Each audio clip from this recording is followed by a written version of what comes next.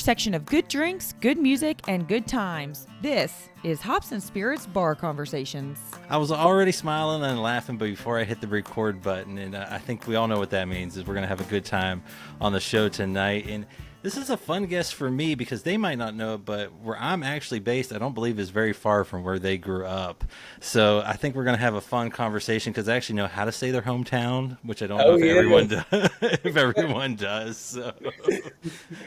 and we'll get into that here in a second, but we're welcoming in the Kentucky gentlemen, the brothers, Brandon and Derek Campbell, and their latest single, Country Hymn, is out now. Guys, welcome in. Yes, sir. Thanks for having us. Yeah. Happy to be here. Well, I'm happy to have you guys here. And like I said, we'll touch on where you grew up in Kentucky. Like I said, the funny pronunciations that we do here in Kentucky that don't make any sense to the rest of the world. But you know, this is Bar Conversations. And, you know, I got to know, what are you guys drinking tonight? What's your go-to drink these days? It's the hometown bourbon. Woodford Reserve. Woodford Reserve. And the Woodford Reserve glasses, too. So stay loyal over here. I like it. See, I had a feeling that might be it is. Mine's in a decanter, but it is. All right. Fancy. Well, that became the house bourbon, and you know, we try to make ourselves look a little extra fancy around here. So. Absolutely. Love it. So now, do you guys only go for the Woodford, or do you kind of dabble in some of the other bourbons and whiskeys out there? No, we definitely dabble. I love when I'm feeling real good about my day. I love a good Angel's Envy. Yeah, Angel's Envy and Bullet are probably our next grabs, depending on the day for Depending sure. on the day. Yeah. Well, that's what I was gonna say. You know, I read that depending on the day, you enjoy a good nightcap bourbon. Why is that? Days are long, man. Days are long. Also, like, it's just growing up in Kentucky, it's just kind of like it settles us. This brings us back, grounds our night. Yeah, it kind of grounds us. It grounds us and ends our night pretty well, so we enjoy it. I like that. Now, when you guys go out to a gig or anything like that, do you have Woodford in the cup when you're singing, or do you behave until after the show? What's kind of the go-to there? You know, we try to behave. But our green room rider and list definitely is a bottle of Woodford. Please, gotta have that bottle of Woodford just in case. Now, we try to behave because too much of it, it's not. You know, the show changes. But for the most part, it's Woodford in the green room, but that's kind of how we start and how we finish with some Woodford. Mm-hmm. Well, and for those that don't know where Woodford is, the close town that you guys grew up is Versailles, not Versailles, like everyone else in the world would think. Same when you're traveling into Lexington, going down Athens, Boonesboro Road, not Athens, Athens. Exactly. So, hometown. It's nice that we don't have to go through our whole spiel of how to say it. So I enjoy that. Well, like I said, I live over in Lexington off Leestown Road, so if you know where that's at, we're not too far away. But you know, growing up in Kentucky, what impact did that have on y'all? Whether that's just in life, music, or the whole picture? Yeah, I mean, we grew up in the town. My dad grew up there, and his 13 brothers and sisters grew up there. So, a very big family. A lot of them are still there, and it really helped shape who we were and how to be authentic when we're not like everybody else around us.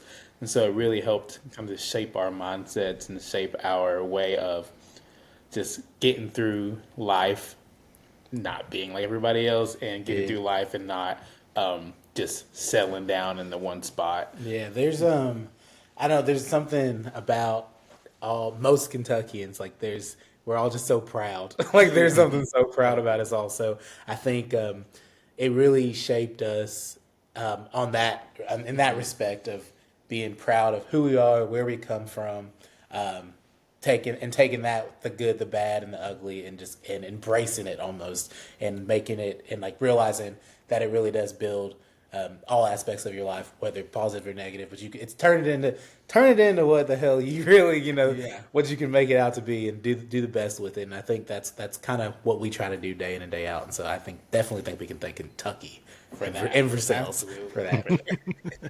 Well, I was gonna say I love Woodford County. It's an amazing place to, whether you're traveling through for the bourbon or just going down the Bluegrass Parkway and so forth. And gorgeous. for you guys, we're going to get. I'll kind of touch on maybe how you got into music, but I'm guessing too, being near Lexington, near Louisville, Cincinnati wasn't that far. You guys got to experience a lot of different music too. Did that shape kind of what you grew up listening to, things like that? It did. It did. It's crazy because like our parents are so small town that like we weren't. We needed permission to go to Lexington growing up. Yeah. Like we couldn't just like disappear and go to Lexington. But our parents listened to so much different music. Like my dad loved like old school R&B, and my mom loved country music. So we're listening to like the Chicks, and the next song is like Teddy Pendergrass. And so we kind of got the best of all worlds when it comes to music. And then obviously like our generation, like we grew up in like genres was just like one. We did the Cotton Eye Joe, and then Little John was the next song of the dance. So like we basically grew up loving everything, and we just kind of settled into when we were writing music.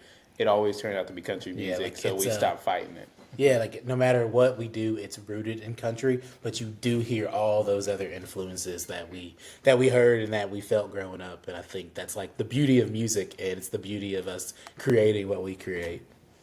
I was gonna say, I think growing up, the iPod. I'll date myself. The iPod. The shuffle was fantastic. You never knew what you were gonna get. Spotify and Apple Music aren't the same like the iPod shuffle was. But you talk about kind of growing up in that small town, and I'm guessing like a lot of folks, did you start in the church, and that's where your love of music came to be? Yeah, we grew up singing it. It started in children's choir. It was it wasn't a choice. You were going you're going to do children's choir at least, and then we go from there. Yeah. So between that and then Disney Channel, and piano lessons is what we grew up in. Taking the school bus to Miss Foster's house for her to scold me for not practicing and whatnot. It was the church definitely started it all in. I think we found our voice and our love for expressing singing. Yeah, and how like music can make you feel. Yeah, for sure. Well, and then from there, like you said, you guys kind of grew up on a plethora of things that, whether it was kind of the 90s and 2000s, and then what your parents. So who were the artists that kind of impacted on you and left an imprint, and you still kind of either think about today or even now who you're listening to that's made an impact on you? Yeah, like we definitely grew up on from the 90s R&B and 90s country aspect. We grew up from Boys to Men, the harmonies of all that, and then also mixing that with the Chicks and like Shania Twain was like nonstop, and Brooks and Dunn. It was just like those artists were on repeat in our house. Yeah, and they're such flashy artists that there's something about how they're type of flashy that you don't see as often.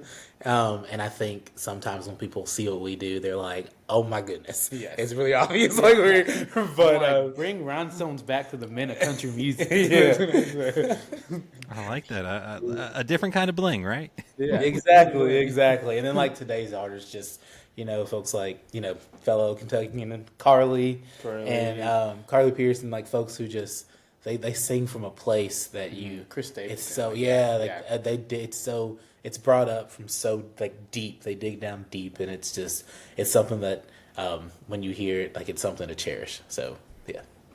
Well, and I read too, or I think I read where, as you're going through all this, the original plan was not music when you guys went to college, and you went to separate colleges. So what happened there? Yeah, the only time we were apart. Which is wild because he had a full ride scholarship for ballet at any university, and I was studying dance as well with some music and vocals, and then fashion in Chicago. Yeah, like clearly like we wanted to perform and whatnot. We chose performing and music and just general that aspect of things over football and football scholarships and stuff that were coming in. Like I refused to open any football letters. I was like, no.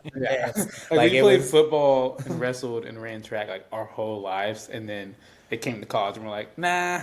And so that first semester apart, people always get thrown off when we say it, but we honestly probably spoke twice. Yeah.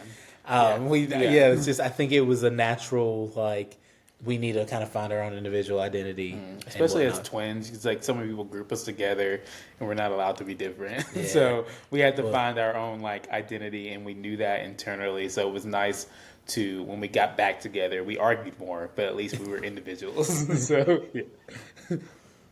Well, and I was gonna say, you mentioned being twins. You're twins, you're brothers, but you work together. Like how does that dynamic work? Because it's not like you guys said, you can't really get away necessarily.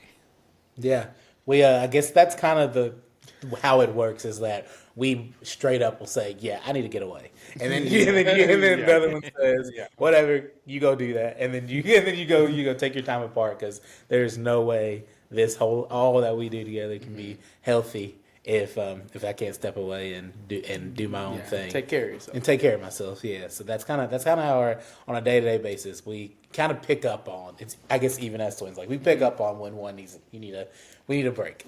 So yeah, But it never really happens, right? it doesn't. It doesn't. Like then someone Like, leaves. My break is I'm going to Kroger. And I go to Kroger by myself. And that's my break. So yeah. Well, but I mean, you would never fight either. I mean, brothers don't do that. Never. Brothers don't ever fight. Ever. Oh, well, I don't even know how to spell that. So, but the best part about the casual and not so casual arguments and disagreements that happen is that there's something that like will always bring us together, and it's music. Yeah. Well, and I was going to say, is that what ended up, when you were in Indiana and Chicago? I mean, is that after a while like, okay, this is great by ourselves, but it'd be better together? Is that kind of what happened?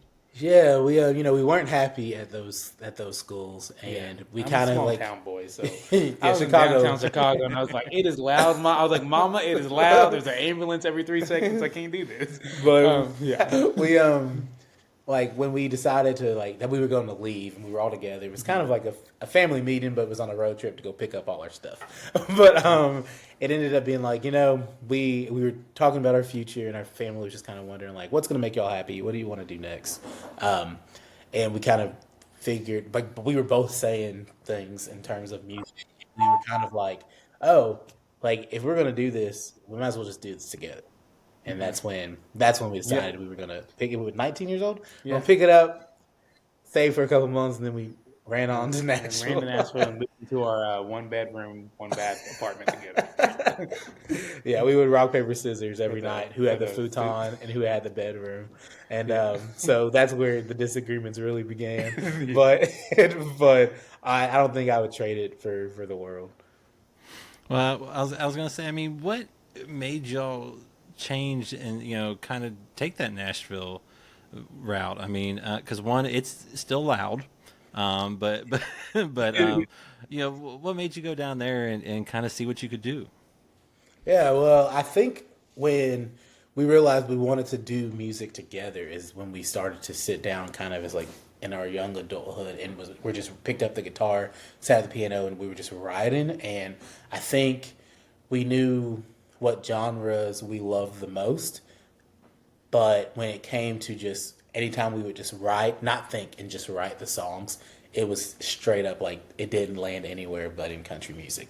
And so we were like, all right, let's give Nashville a try. Let's go visit. Let's go like do these things. And luckily, when we first got down there, we did bring our parents, and we went looking around like where are we gonna live. And we were like way on the west side. I think where was it? Maybe in the Bellevue area, west side. Like it was like where a lot of grass was, and that's where we were like, okay, we can do this area. Like it's a little quieter. Like I think we can handle this, and we did. And it's I think that is where Nashville, like it felt like home a little bit where we ended up, and we knew that whenever we were going to do what we were going to do, we did feel like we had an oasis that we could once again be grounded in. Yes. And 10 years ago, when we did move here, Nashville was a lot quieter. So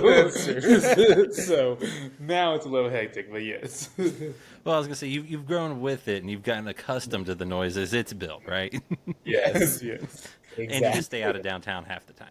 Exactly that. They definitely, if I had my choice, I would I frequent certain areas less. That's for sure. Well, and you guys talk about being singing together. I mean, did obviously in a choir and things like that, that's one thing. But were you guys even in like middle school, high school, doing bands and stuff together, or a duo, or when did you guys realize that you could sing together, harmonize, and things like that?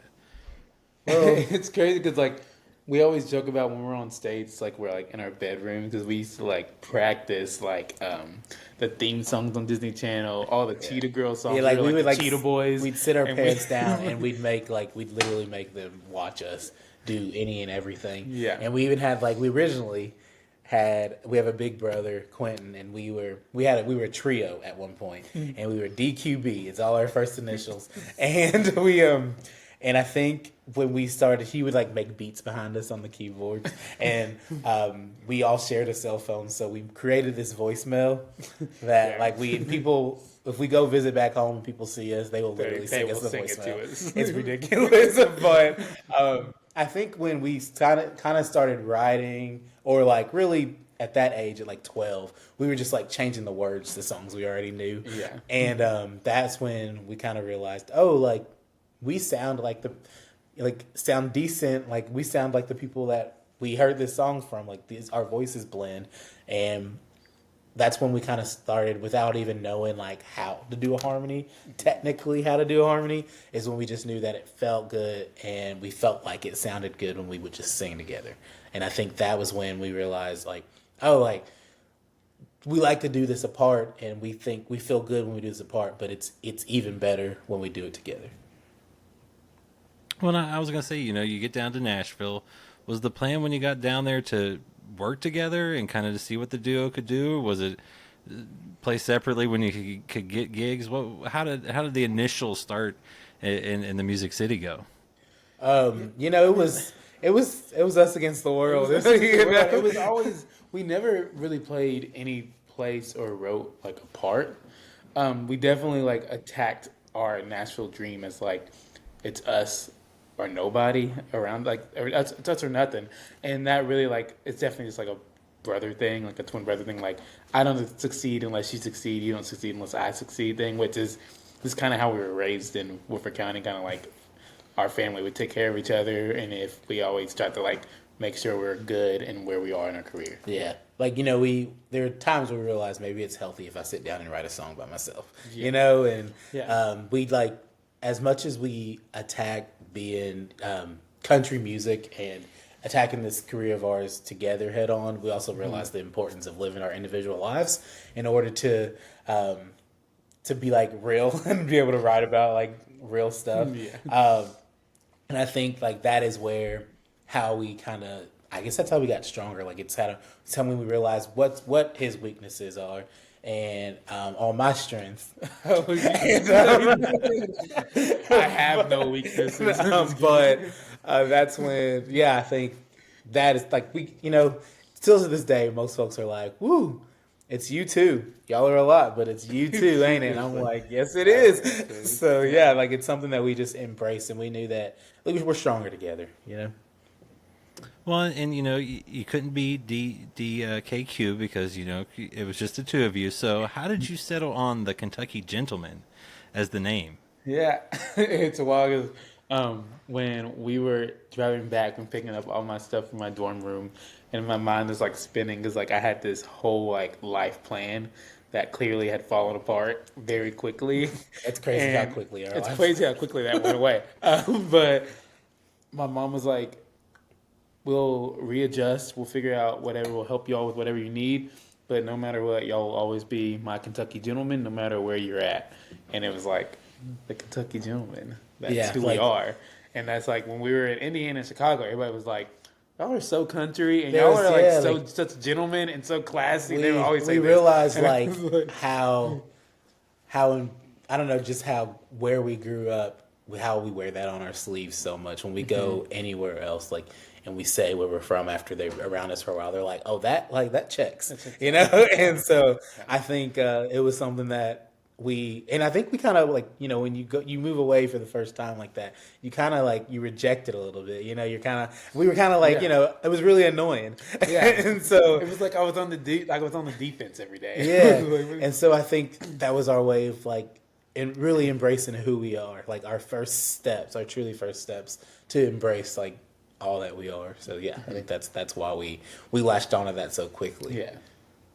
Well, I was gonna say it seems to have stuck, and it's done y'all well. And like I said at the top, you got a brand new song out called "Country Hymn." How did that song come to be? I know you guys co-wrote it and so forth. How did that song come to be? Why'd you want to put it out now? Yeah. It's kind of funny because we walked into the room with someone we have never written before. He's a pretty acclaimed producer. And now he's a great friend of ours, David Messi. But I walked in and he's like, "So how are y'all? Who are y'all? I heard so much about y'all. What do y'all want to write?" And I'm like, "Hear me out, bro." I was like, "I want a yodel, and then I just want a banjo and a slight beat drop, and then I want to go from there." He's like, "Say no more," and he did it immediately, which is why I knew it was a great fit, because I was like, he just let me come in here and yodel on this song. And like on like the topic of the song, it's just like, I mean, you hear and you can tell we were clearly raised in church for a while, but there's just this ongoing conversation all the time about who or what is country and what is country music, and I think that most of the time it's a pretty ridiculous conversation to have, and as people who have been on the side where it's it gets aimed at you sometimes, I'm like, baby, this church is for everybody regardless. But like I know my roots and I'm gonna sing about them, and that's pretty much where this song came in. Like it stemmed from. It's it's for anyone and everyone, but especially for those who stand 10 toes down in who they are. So yeah. I was gonna say I feel like that's a bold move to have the yodel be the first request, and but it worked. It really did. It's a fun song, and I feel like that's what you guys do with a lot of your music is you kind of bring a little rhythm and kind of get out on that dance floor type country music. Why is that kind of your approach? Those kind of maybe upbeat songs more so than maybe some other country you hear nowadays. Yeah, no, absolutely. Fun fact, there's a whole twist to that coming soon, so stay tuned. I'm going to switch it up for y'all soon. Yeah. Really excited about that. Really excited about the new music and everything to come. But the upbeatness of it, like, I think it just comes from what we've had to take our life experiences from. Our mom's a therapist, so we were raised very emotionally intelligent, I feel like. So we get to, we just learned how to make such negative things or connotations or statements, and we turn that into kind of like a life motto and joy for us. Yeah. And I've learned in order for us to be in Nashville this long, we've had to turn a lot of our struggles, sorrows, and sadness into joy. Yeah. And we've become kind of experts at that. And so we feel like the world is always needing that, and we love putting that out for folks. I think it's just a sentiment about choosing joy, being clearly, even with the lyrics that we wrote for that song, it's like being realistic, being real as hell about it, but choosing joy anyway, shining anyway. That's kind of our motto these days is shine anyway. Yeah. And I think the best way to do that is, especially if you come to a show, we don't stop dancing. Yeah. So I think that's so we just we pull that out, and I don't know, for us folks, we know folks need that. If I need it, somebody else must need it. So that's kind of why that's our kind of angle within this country music thing. And I feel like, when you talk about turning that negative into, a positive, one of my favorite songs y'all have put out recently is Beg Your Pardon. I feel like that's a perfect way of how that, beg your pardon? You want to say that again? Yeah, exactly. No, we love that. We big Dolly fans, so is most of the world. Yes. And really big fans of just kind of doing you no matter what anyone says around you. If Dolly can do it, we can do it. Yeah, I don't know, there's so many moments where I've seen back in the day and watching old Dolly things where some people are like, that's too much, she's this and that, and there wasn't a moment where you didn't see her on a camera doing the same damn thing. And I think we started to take note from that, and I think anytime we started to hear those kind of same remarks about us, like y'all are doing too damn much over there, we started like we'd come home and we'd start shrugging it off, and that's when we started being like, "I beg your pardon," and became this running joke for us. But then we sat down and we really like dug into that and said, "Oh, let's honor Miss Dolly for that," because I think without that. And without that approach, like we wouldn't be here today. So, beg your pardon came to fruition from that, and that is so fun. And I'm so glad that you like that song so much because I'm still in love with it. Yeah, and it's actually one of the most fun songs for us to play live because our fans and the audience is kind of like goes crazy and it's so like engaging, and I just love hearing "I Beg Your Pardon" from a bunch of people, and I like that you do it too. So yeah, I like I said, it's one of my favorite songs. That kind of put me down the rabbit hole to find y'all. And like you said, you can slow it down on occasion. Maybe right now most people know the upbeat, but you said some slower stuff. I don't want you to get in trouble, but how do you kind of balance those two sides of yourselves? yeah, because the slower stuff is just as real for us. And so with with new music and what we have coming, like. We talk about those aspects of our lives that, weren't so pretty, where there were struggles and self-struggles and struggles with other people. And, that stuff that calls for you to slow down and really acknowledge those moments in your life and to sit with those. And I think typically between that and like the occasional love song or two, most of our love songs are like about how we're bad in love and whatnot, but there's also there's stuff coming where we finally found some peace with all of that, and I think those can't help but be the slower things because you're sitting with it and you're cherishing it and you're taking it in so that you can move forward how you need to. So I was gonna say you got to give the crowd a chance to rest for a couple seconds, right? Oh, exactly. And I need a rest for a couple seconds. My knees need a rest. My hips need a rest. But exactly that. You can't have one without the other. If we're being if we're being true to life. Yeah. So yeah. Well, and for you two, you kind of mentioned occasionally you might need to write a song solo or at least start it and so forth. What's that creative process like for you two? Is it kind of one where you bring an idea and bounce it off, or one has kind of taken the melody and someone else like how does that process work for y'all, and is it a democracy? How's the end game? It's definitely a balance of like when we bring an idea to each other. I think we either bring like the hook or we bring like a full chorus or something, but it's also very important that each one of us gets our say on our projects and our say on our singles that we release. And it's definitely like the last song, like one song, I'm pouring my heart out, blah, blah, blah. And then he's like, I have something to say as well about like my dating life. So like we kind of like bounce off each other and try to give each other like room to feel something without the other one being like, no, you should feel this. Yeah. We try to make sure that we both get, because music is our life, and so when we put it into our music, we want to make sure each other gets a chance to like portray that in our lives, in our music. Yeah, because we have in especially the last couple of years, like we have very different life experiences. Our love life looks very different from each other. And folks will get to hear about that, a lot. But in the music for sure. But I think it's definitely, what songs need to be written on certain days. Like there's sometimes, I really need to write something out and really need to work on something, and that's when we just kind of give each other grace. And even if I'm like hype or he's hype, which usually he's the one that's like, whoa, but he knows like I need to chill out and deal with some things. So that's when we pick up the guitar and and then it's about me while we're writing that. And I think that's what's also really important with us in our music personally, that it tells both of our stories. Yeah, and we get really separately inspired by certain things, like he'll like hear melody and it's like won't stop singing in one line. Like I'm currently learning the fiddle, ETA on that. It's quite a battle. But we've been really like inspired by strings lately, and it's more violin, more fiddle, and so it's nice when we get to like pull our separate inspirations together and like bring it to each other and like have that come to life. I was gonna say those unique experiences, the unique blend of genres and music, it led you guys to a new deal recently. Y'all signed with River House Artists. How'd that come to be? Why'd you end up there, and what does that mean for you all, kind of going down the road?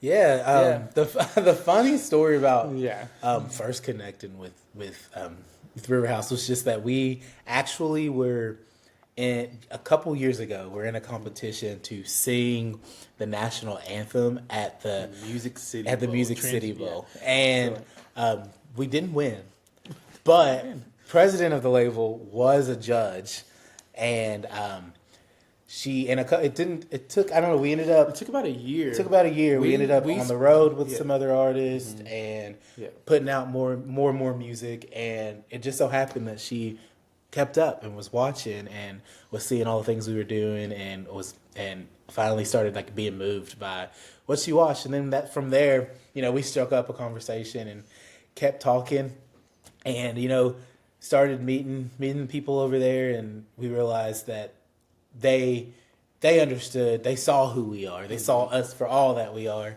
and they were really excited about it. And that's one of like the basic levels of that you can ask for, is folks are excited about what you're doing and who you are, especially in the music industry. And it's so numbers driven, to be transparent.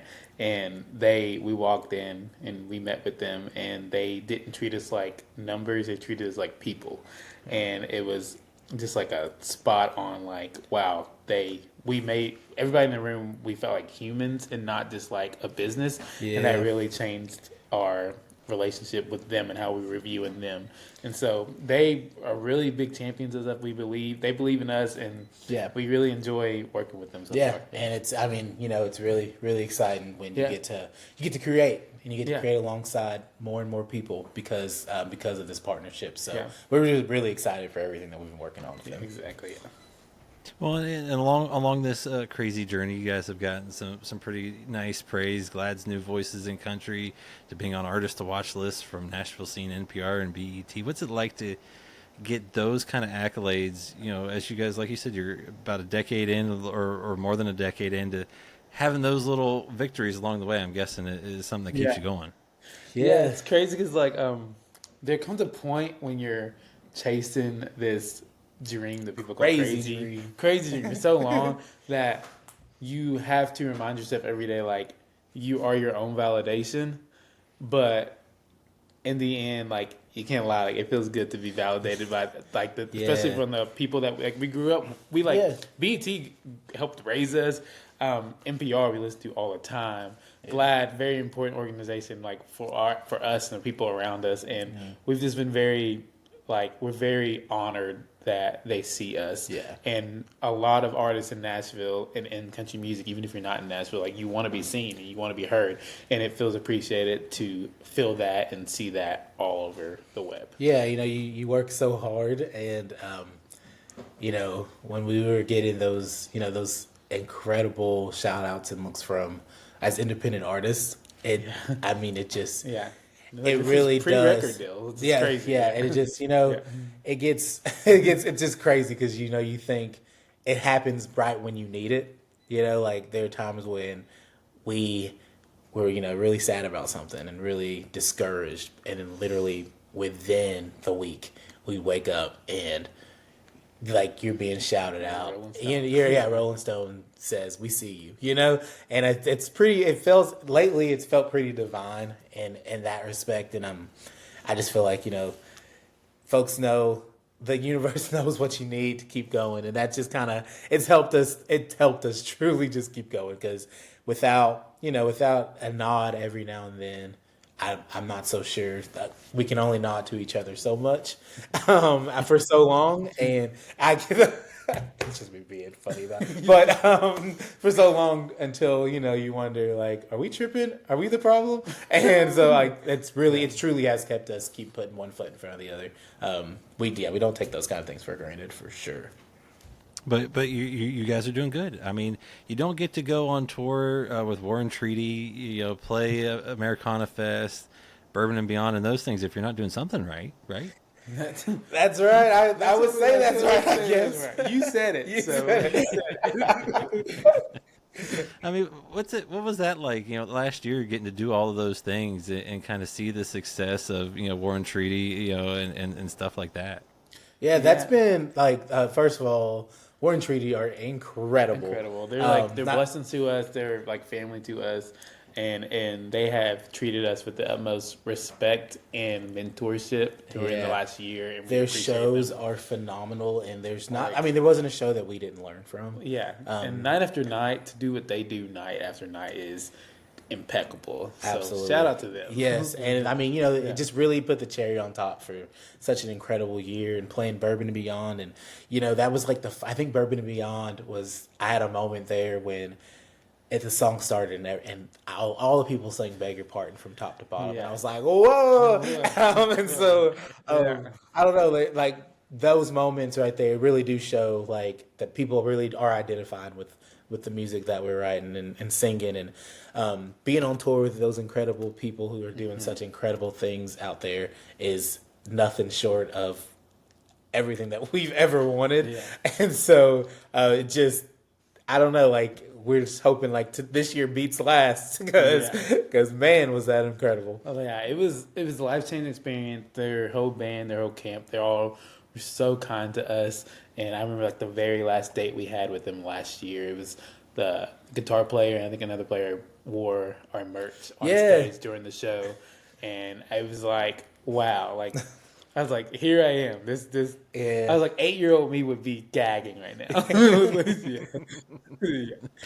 Well, those are special moments, and like I said, it goes to show that you guys are doing what you're supposed to do, and you said you like to have fun on stage as well. So, what's the best part for y'all to be on stage? Is it just having that good time and connecting with folks? Yeah, honestly, like I get my energy from the crowd. Like I need them. Like I need the people. And so much of our show is crowd engagement. Even if we're having to like pull it from them, we will always win. I'm like, you gonna dance today? And our favorite part of the show is definitely just being able to interact with people who love good music.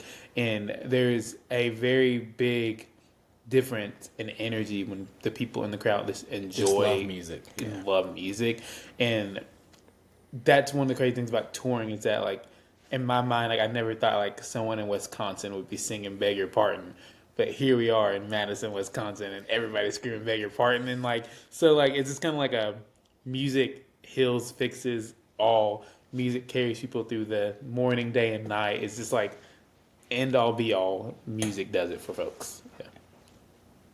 Well, and then I got to ask this question. At the start, I got to ask what you're drinking. Woodford makes perfect sense. Now, this one I'm curious though. What's your favorite song of yours to perform these days? That's I don't know why that's definitely have different answers. Yeah. I have two. One unreleased. It's called Cheap Motel, and it's like a honky tonk, like old school country song. But then all of last year we ended our set with Neon Cowboy, and it was just like there's just an electric with the crowd. We have them spell NEON over and over again, and it's just so much. And they never stop. And then we just do a whole walkout. I hit the splits. He loves hitting the splits. I love hitting the splits. He's always so many like, ripped pants. Derek like leaves the stage, and I'm like, nope, I'm not done. Hits the splits. I walk out, do my bow. But those are my two top favorites. Definitely Neon Cowboy is a big favorite of mine. It's just so fun for me. Yeah. Mine I would probably 100%, not probably. Beg Your Pardon, for sure. We there's something like I think I forget every show until like the song starts and I'm like, oh my God, I forget how this song makes me feel I'm reminded as soon as it starts, and it's so much fun, but I also just love kind of just the very like in your face thing about it. Between that one and there's a song called Vintage Lover that has not yet been released, but we have been singing it for years. So that oddly enough, for an unreleased song, it feels incredible when Yeah. because you've been singing it for years, the crowd is singing it to Yeah. you, and it's something about those two songs. They have magic in it for us or for me, and those are my faves. For sure. Vintage Lover, we wrote it 6 years ago. We've been singing it for 6 years live, and we honestly finally recorded it, and we're super excited for that to be out eventually. Yes, so new like music it. on the horizon. On the horizon. Woo! I like it. A little tease, but also you're twins, but you're individuals. Clearly, you had two different songs each. I'm impressed. Exactly. I take a really big sighs when his songs come up. I'm like, here we go. And he doesn't feel that way at all when you rip into Oh, the not melody at all. and I'm so doing the supportive. splits. That's right. I'm like, I turn around and I'm like, where's he at? And then I'm like, oh Lord, and I have to come back out. And I'm like, all right. Well, see, it does look like no matter what you guys are, or when folks go to see you, they're going to have fun. And, you've kind of touched on this, country hymns out now. Clearly, you've recorded some songs. You got some fun things. What can you tell us that's coming up in 2025 that people can expect from you the rest of the year? Man, I think I really hope folks really get into we've been working on a lot of new music, and I just, I'm not super sure how I'm going to get it all out to the people, but I do know that they're going to hear it and they're going to be folk. I'm really excited for this to be a year where folks really truly get to know all aspects of who we are and more about our story and our life. And I know the music says that, but also I'm really excited to just keep talking to everyone and keep, and just like having a blast connecting with folks. I cannot wait for folks to truly hear all those sides of us. Absolutely. I'm very excited to introduce. Our whole thing is here is like we want to introduce people into our a rhinestone world. So we're very, very excited to introduce more people into what we have really been working on for so long, and we're excited to finally get it out to folks. And then I'm guessing at some point there'll be some shows that people can enjoy as well. I'm guessing you can't say too much, but stay tuned is what I'm guessing. Stay tuned. The shows and we'll be popping up. That's for sure. Yes. I like it. Well, guys, man, this has been a blast. Brandon, Derek, thanks for sharing a drink. Thanks for sharing your story with me, and cheers, y'all. Cheers. Thank you so much for having us, man. Find more from Hops and Spirits at hopspirits.com. Thanks, everybody. Bye.